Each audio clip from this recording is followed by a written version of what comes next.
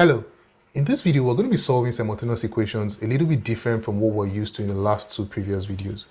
Now in the previous videos we had solved simultaneous equations involving two linear equations, but in this case we're going to be solving equations where the first one here, equation 1, is a linear equation and equation 2 here is a quadratic equation. So how do we go about solving simultaneous equations where one is a linear equation and the other is a quadratic equation? Well, the first thing we do is we take our linear equation here and we make either x or y the surrogate of the formula, whichever is easier. So if we take equation 1 here, this is 3x minus y equals 5. Now let's make y the surrogate of the formula here. To do that, if we subtract 3x from both sides of our equation, then we'll have 3x here cancels out minus 3x here. So we're left with minus y equals 5 minus 3x. But this is minus y. We want y as the surrogate of our formula. So if we multiply through by minus 1 cancels out the minus here. And if we multiply all three here by minus 1, we'll have y is equal to 3x minus 5. So now we have an expression for our y equals minus 3x minus 5. Now the next step is to take this expression for our y and put it for y here in the quadratic equation. So let's go ahead and do that. Now our equation 2 then will become x squared minus 2x minus y here becomes 3x minus 5, and all this is equal to minus 1. So now we can go ahead and expand this equation and then solve for x. So x squared minus 2x minus times 3x becomes minus 3x, and minus times minus 5 becomes plus 5. Now let's bring in minus 1 into our equation here. So that becomes plus 1, and this is equal to 0. So finally we can write this as x squared minus 2x minus 3x becomes minus 5x, and 5 plus 1 becomes plus 6 equals 0. So now what we have here is a quadratic equation, and we know that we can solve this quadratic equation to get two solutions for our x. So that's exactly what we're going to do. Now if we write our quadratic equation as x squared minus 5x plus 6 equals 0. So let's go ahead and solve this quadratic equation and get our values for x. So we have that the 6 times 1 here is equal to 6, and the factors of 6 are 1, 2, 3, and 6. So we can have 5x or minus 5x is the same as minus 2x minus 3x. Please check my video on how to solve quadratic equations if you're lost on anything I'm doing here. So x squared minus 2x minus 3x plus 6 is equal to 0.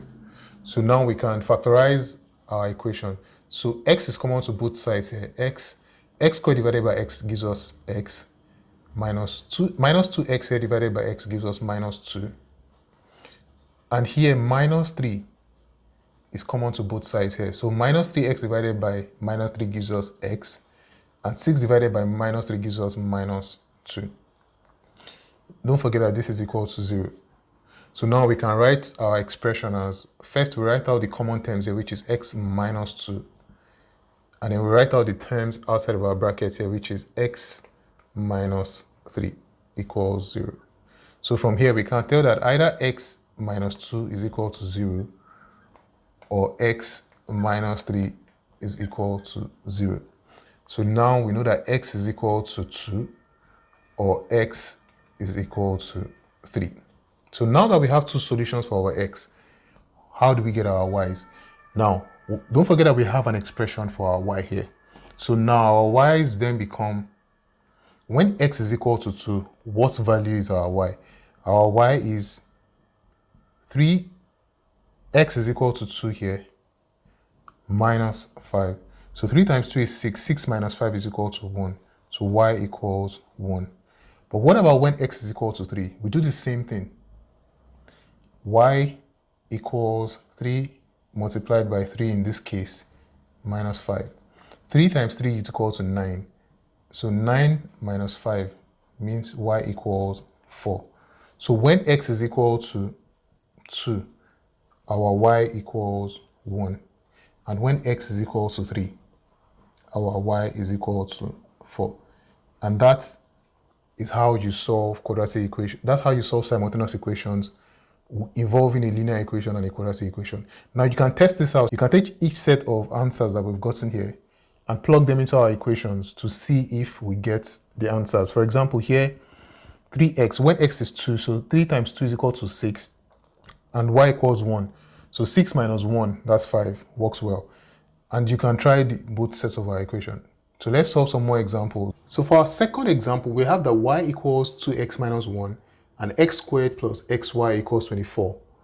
Now in this case, we see that y has already been made the subject of the formula here, so we do not need to go through that process. So we already have an expression for our y. Now all we have to do is substitute our y for this expression in the quadratic equation that we have here. So if we do that, our equation 2 becomes x squared plus x multiplied by y is 2x minus 1 from equation 1 equals 24. So x squared, x multiplied by 2x becomes 2x squared, x multiplied by minus 1 becomes minus x. So plus 24, when it comes in here, becomes minus 24. And this is equal to 0.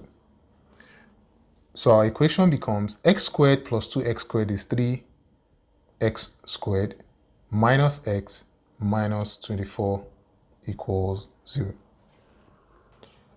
So now we have our quadratic equation, and we need to solve this quadratic equation to get our two solutions for x. So to solve this quadratic equation, we have 3 here, which is the coefficient of the x squared, multiplied by the constant coefficient here, which is 24. So 3 times 24 is equal to 72.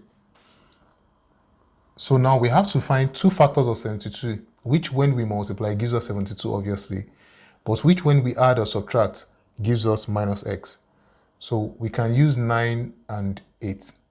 So if we have minus 9x plus 8x, minus 9 plus 8 is equal to minus x. So we substitute this for minus x here.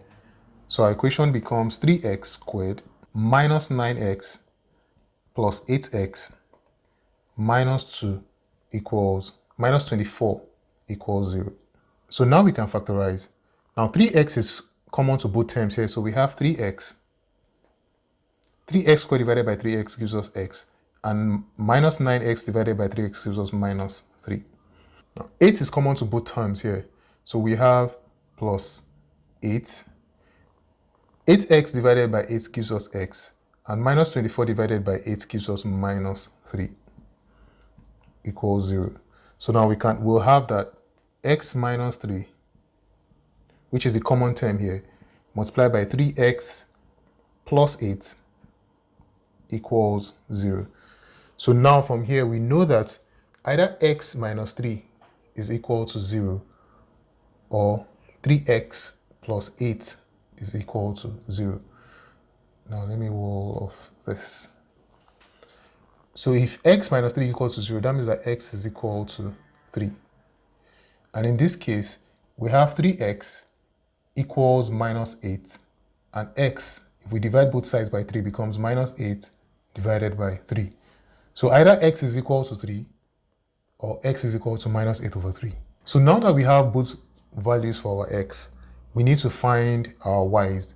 Now to find our y, all we have to do is bring our equation 1 here, which gives us our expression for y.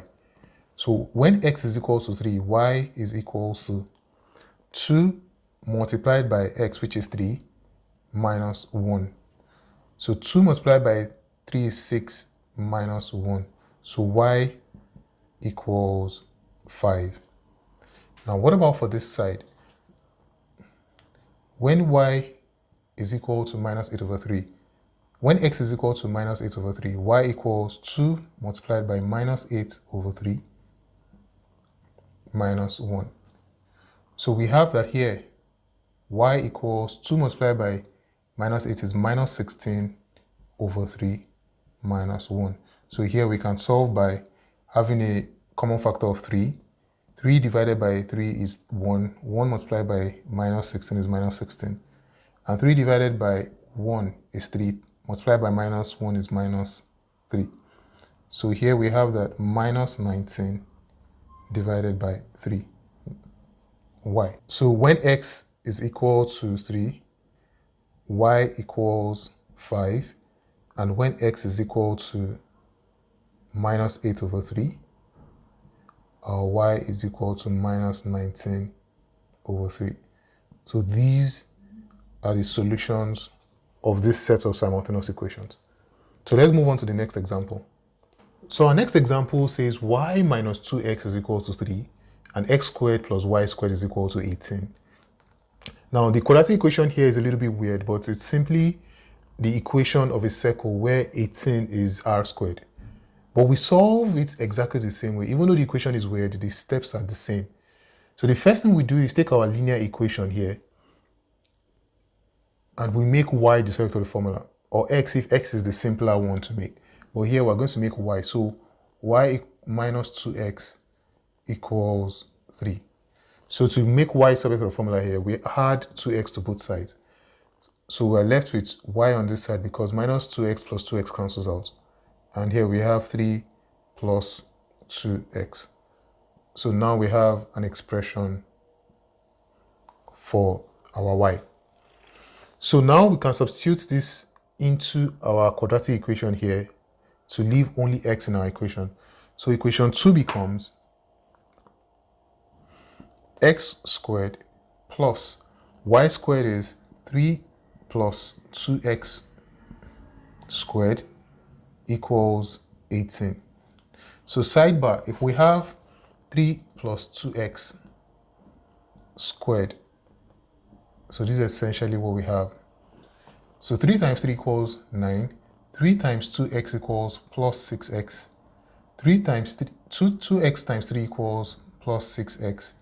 And 2x multiplied by 2x becomes plus 4x squared. So we have 4x squared. 6x plus 6x becomes 12x plus 9. So this becomes all of this. So now we can write our equation as x squared plus 4x squared plus 12x plus 9. And then we can bring 18 into our equation. So plus 18 here, when it crosses the equality sign, it becomes minus 18 equals 0. So then our equation becomes x squared plus 4x squared becomes 5x squared plus 12x, and 9 minus 18 becomes minus 9 equals 0. Let's solve this quadratic equation to get our values for our x. Let me get rid of this. So I've written our quadratic equation here so that we have space.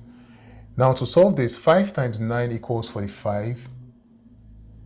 And 2 factors of 45, which when we combine gives us 12, is 15x minus 3x. So 15 times 3 gives us 45, but 15x minus 12x also gives us minus 3x gives us 12x. So now our equation becomes 5x squared plus 15x minus 3x minus 9 equals 0. So now we can factorize our equations. Now between 5x squared and 15x, we have that 5x is common. So 5x squared divided by 5x is x, and 15x divided by 5x is plus 3. Here we have that minus 3 is common to both sides. So minus 3x divided by minus 3 is x, and minus 9 divided by minus 3 equals plus 3 equals 0. So now we can write down our common terms here, which is x plus 3, and then our 5x minus 3 equals 0. So here, either x plus 3 is equal to 0, or 5x minus 3 equals 0. So here we have that x is equal to minus 3, or, so here if we solve for x, we'll have that 5x minus 3 equals 0. So if we add 3 to both sides, this becomes 5x, or we move this 3 to this side, it becomes plus 3. And to get rid of our 5 here, we divide both sides by 5. So this is going to be x. If you divide this side by 5, it becomes 3 over 5. So x is equal to 3 over 5. So either x is equal to minus 3 or x is equal to 3 over 5. Now, we get our values for our y. Because we have an expression for our y here, we bring that here. So when x is equal to minus 3, y equals 3 plus 2 minus 3. This is 3 minus 6. And so y equals minus 3. What about in this case? So y is equal to 3 plus 2 multiplied by x. X here is 3 divided by 5. So y equals 3. 2 times 3 becomes 6 over 5. And so here we can have a common denominator of 5. 5 divided by 1 is equal to 5. 5 times 3 is 15. Plus 5 divided by 5 is equal to 1 plus 6. Multiplied by 6, that's 6. So our y equals 21 divided by 5.